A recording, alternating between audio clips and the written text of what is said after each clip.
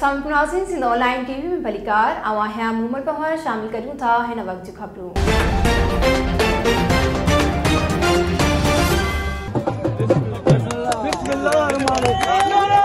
नाज़रीन, तालका घोड़ाबारी में 4 रोडन जो इफ्तिताह कयो वियो। गाढ़ो घोड़ाबारी रोड का 6 किलोमीटर शाहपुर ताईं, सावलपुर स्टॉप का 5 किलोमीटर गोठ सूमाल मांजरियो ताईं, जॾहिं त लोडाणो गोठ वाहिद बख्श जुलबाणी का 4 किलोमीटर ताईं, घोड़ाबाड़ी गाढ़ो रोड का मार्शल्ला होटल ताईं 3 किलोमीटर जो रोड ठाहियो वियो आहे, जिन जो इफ्तिताह कयो वियो।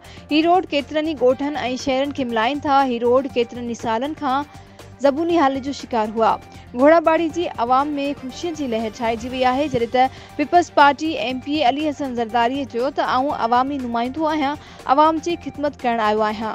मूं जेके अवाम सां वाइदा कया उहे वफ़ा कया, अञा घणा कम करणा आहिनि। सिंध ऑनलाइन टीवी जे ब्यूरो चीफ दरिया खान खुश्क जी ख़बर मूजिब इफ्तिताह तकरीब में सादिक मेमण, PP अगवान, हमीद पंवर, अयाज लाशारी, रईस हक नवाज़ लाशारी, रमज़ान पंवर ऐं ॿियनि वॾे अंग में शिरकत कई।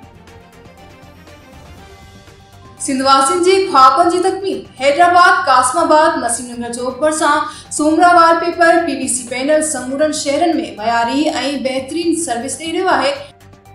त पोइ देर न कयो, हाणे राब्तो कयो असांजी टीम सां, जेका तव्हां जे हिक कॉल ते अव्हां वटि पहुचंदी, जेका बणाईंदी तव्हां जे घर खे खूबसूरत ऐं अव्हां जे ख्वाबन मुताबिक। राब्ते लाइ राजन अली सूंगरो, मोबाइल नंबर 03333 707 886। वधीक खबरुनि अपडेट्स जे लाइ ॾिसंदा रहो सिंध ऑनलाइन टीवी।